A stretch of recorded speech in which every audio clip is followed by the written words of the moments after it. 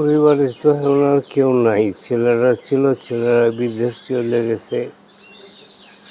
আমি এখন একা, কী করব? এখানে চলে এসেছি। তো এখানে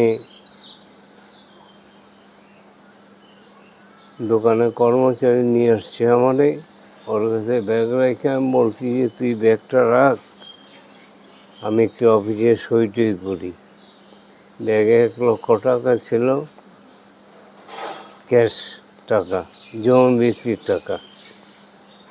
ব্যাগটার মোবাইলটা নিয়ে ও এদিক দিয়ে কাইটা পড়ছে।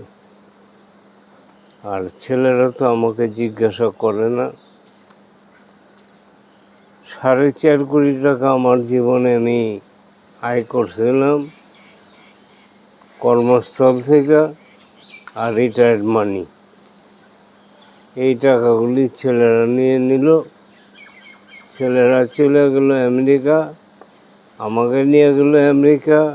দেখলাম ছেলেকে ঘর বাড়ি, আসলাম, আসার পরে টাকাগুলি নিল। নিয়ে যে ছেলেরা গেল,